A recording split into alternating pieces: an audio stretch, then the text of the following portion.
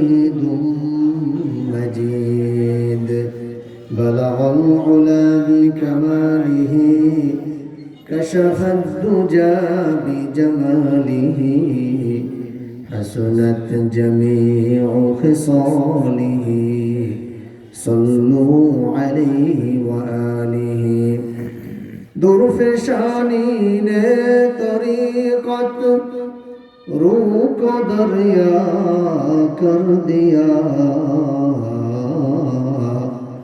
دل کو روشن کر دیا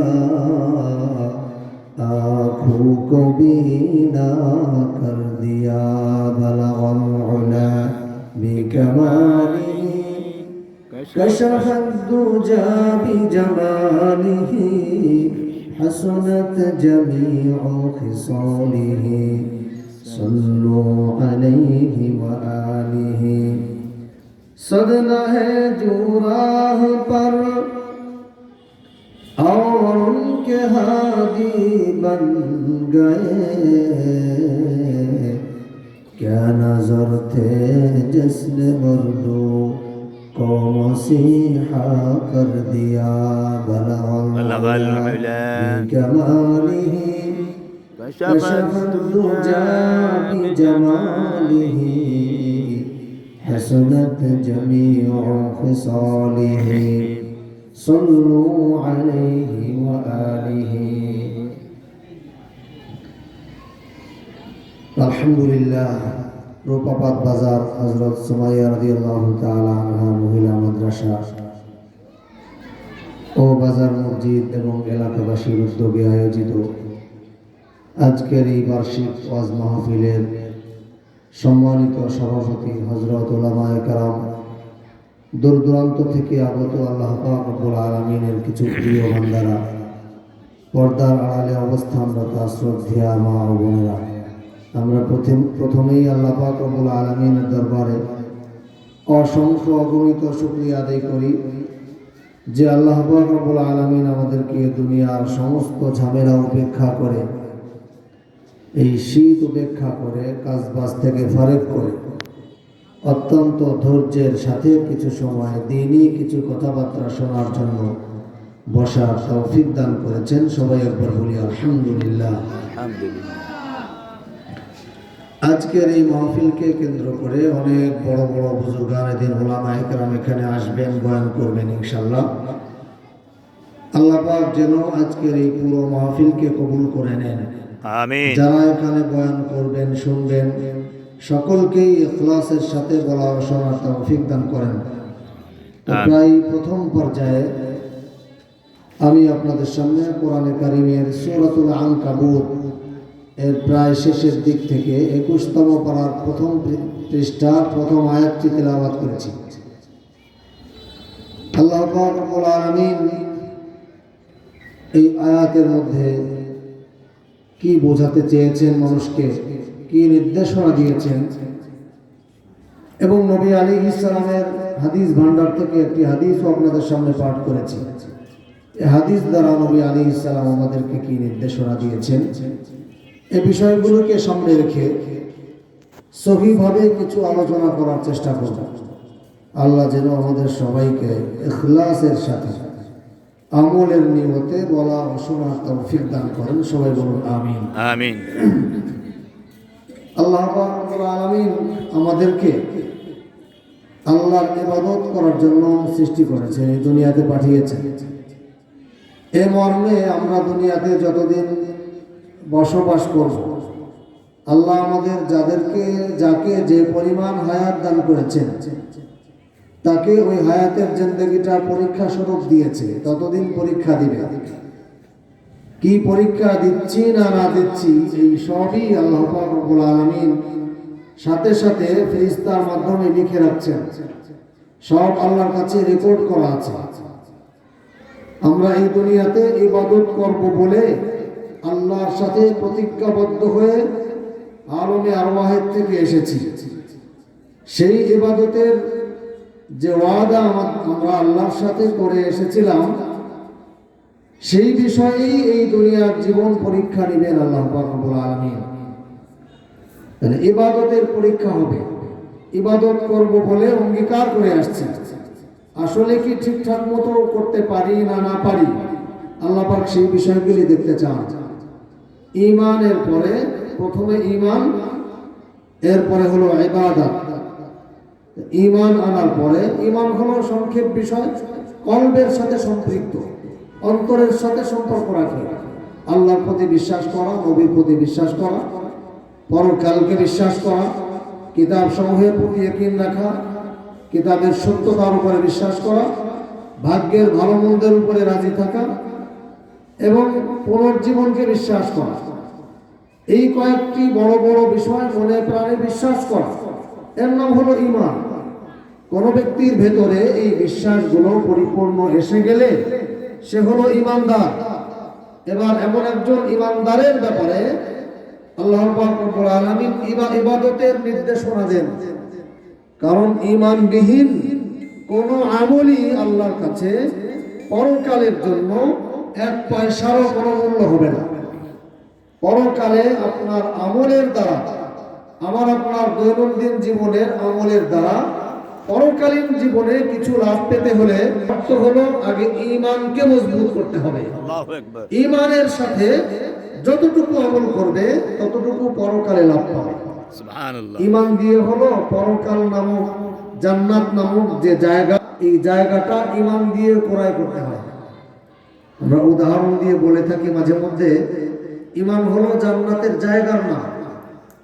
জান্নাতের জায়গা মানে হলো যে ব্যক্তির ঈমান সবচেয়ে দুর্বল, সবচেয়ে আদনা পর্যায়ের ঈমানদার যে ব্যক্তি, যার ঈমানের স্তরটা সবচেয়ে নিম্ন মানের, একেবারে কমজোর ঈমানদার, যার নিচে আর ঈমানদার কোনো ব্যক্তি নেই।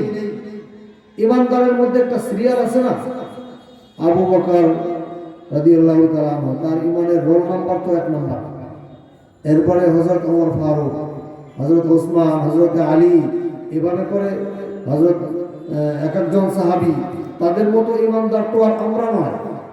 তাহলে ঈমানদারের মধ্যে আবার কোয়ালিটি আছে, সবচেয়ে ভালো, তারপরে একটু ভালো, তারপরে একটু ভালো, তারপরে ভালো, এভাবে যেতে যেতে লাস্ট পর্যায়ের ঈমানদার যিনি, যার ঈমানটা তুলনামূলকভাবে ঈমানদারদের মধ্যে সবচেয়ে নিম্ন পর্যায়ে, তাকে আল্লাহ পাক রব্বুল আলামিন এই যে যেই পৃথিবীতে আমরা বসবাস করি, এরকম এই পৃথিবীর যতটুকু আয়তন আছে, যত বড়, যত লম্বা, যত প্রস্থ, এরকম 10টা পৃথিবীর সমান কমপক্ষে একটা ফাঁকা জায়গা দান করবেন পরকালে।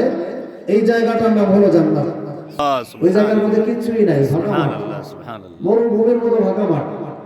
ঈমানের বিনিময়ে একটা, এই দুনিয়ার 10টা দুনিয়ার সমান কমপক্ষে একটা ফাঁকা মাঠ পাবে। ফাঁকা মাঠ দিয়ে কি করবো?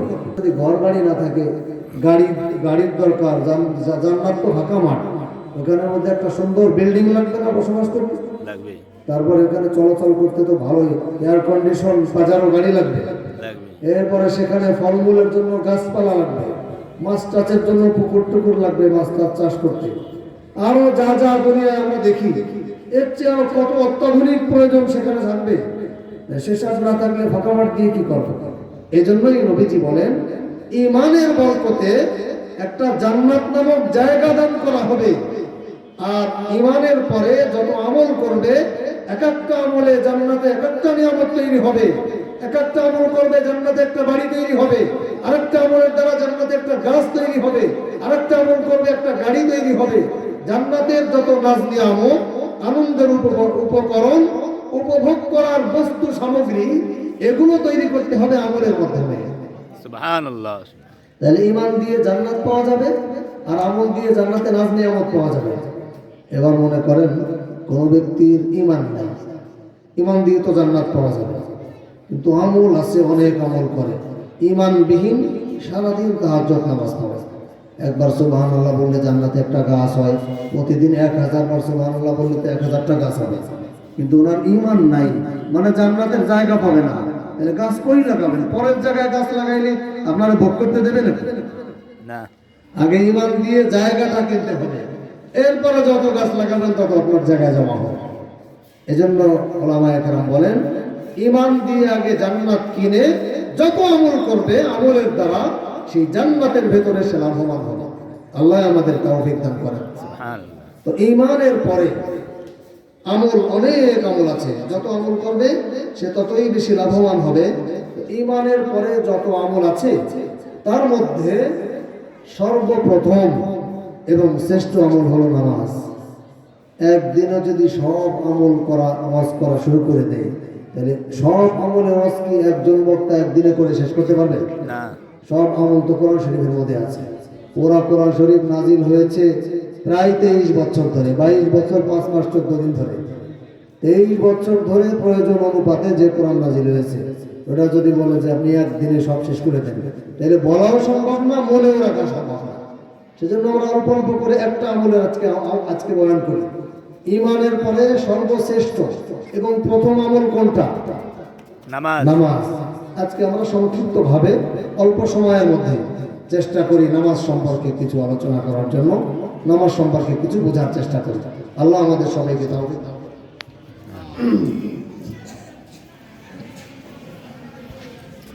তো যে ব্যক্তি 5 ওয়াক্তের নামাজ পড়বে, নবীজি বলেন ইন্না আউওয়ালা মা ইউহাসাবু বিহিল আবদু ইয়াওমাল কিয়ামাতি মিন আমালিহি সালাতুহু। যে ব্যক্তি নামাজ পড়বে, আল্লাহ পাক রব্বুল আলামিন তার ব্যাপারে কি করবেন? হাসরে বান্দা হিসাব নিকাশ যখন শুরু হয়ে যাবে, সর্বপ্রথম নামাজের হিসাব করা হবে। এক এক করে হিসাব করবে। আমলের তো অনেক ফাইল থাকবে, নামাজের একটা ফাইল, রোজার একটা ফাইল থাকবে, তারপরে দান খয়রাতের একটা ফাইল, যাকাতের একটা ফাইল, হজের একটা ফাইল, আরো কত আমল আছে। এই সব আমল আলাদা আলাদা জমা থাকবে। আল্লাহ পাক প্রথমেই বলবেন ইন্না আউওয়ালা মা ইউহাসাবু বিহিল আবদ। আল্লাহ নবী বলেন বান্দা যখন হাসরে উপস্থিত হবে, আল্লাহ পাক ফেরেশতাকে বলবেন, ও ফেরেশতা, এই বান্দার যত ফাইল আছে সব ফাইলের মধ্যে বাছাই করে নামাজের আমল নামাটা আগে তালাশ করে দেখো।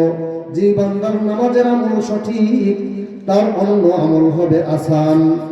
ইন্না আউওয়ালা মা ইউহাসাবু বিহিল আবদ ইয়াওমাল কিয়ামাতি মিন আমালিহি সালাতু ফাইন সালাহাত।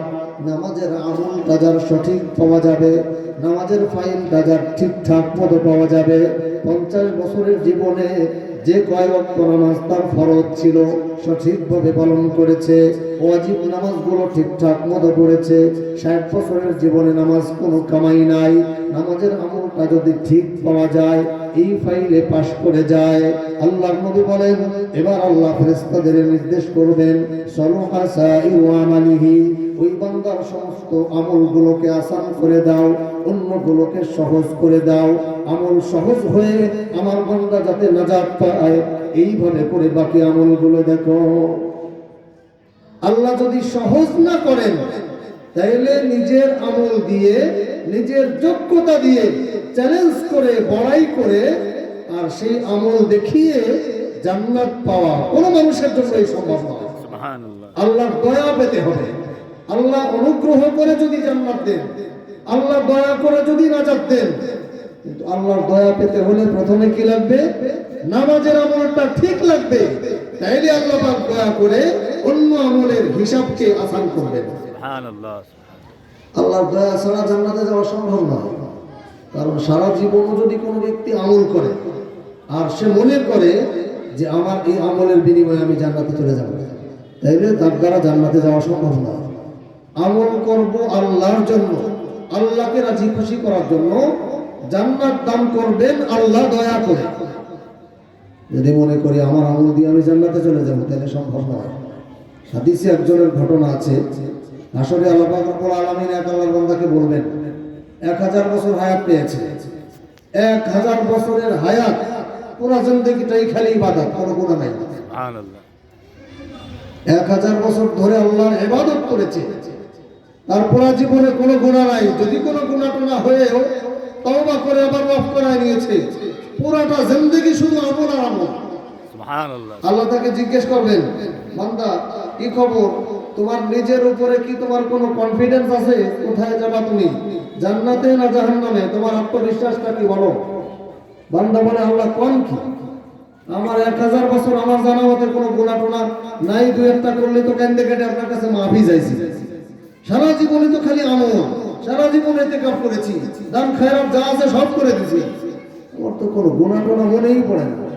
তাহলে আমি যদি জান্নাতে না যাই তা আবার কেডা জান্নাতে যাবে? আল্লাহ কে হ্যাঁ তাই তো, তোমার আমলে তো আসলে তুমি জান্নাতেই যাবা। আচ্ছা ঠিক আছে, তাহলে পাশে একটু দাঁড়াও। এবার আল্লাহ দুইজন ফেরেশতাকে ডাক দিবেন, হযরত জিবরিল আর মিকাইল আলাইহিস সালাম দুজনকে ডাক দিবেন। বলবে এই বান্দাকে একটু ওই এলাকা থেকে ঘুরাই নিয়ে আসে। ওই এলাকা হলো জাহান্নামের এলাকা। কত আল্লাহ পাকের একজন খাস বান্দা, তারে আল্লাহ পাক জান্নাতে দেবে না। উদ্দেশ্য হলো আল্লাহ একটু বোঝাতে চান যে তোমার আমল দিয়ে তুমি কোন পর্যন্ত যেতে পারবা। বলবো জাহান্নামে নিবে না, খবরদার, ও তো জান্নাতি হবে, জাহান্নামের ভেতরে যেন ওকে না ঢোকাও, শুধু জাহান্নামের কাছে কাছে দিয়ে একটু ঘুরাই নিয়ে আসবা। এবার ফেরেশতা দুজন নিয়ে গেছে জাহান্নামের দিকে।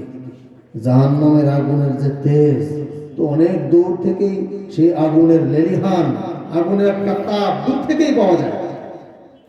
ঠিক, অনেক দূরের থেকে পাওয়া যায়। সাধারণ যে আগুন আছে, মোমবাতি জ্বালা আগুন, আগুনের মধ্যে হাত দিয়ে এইভাবে করলেও তেমন কিছু হয় না।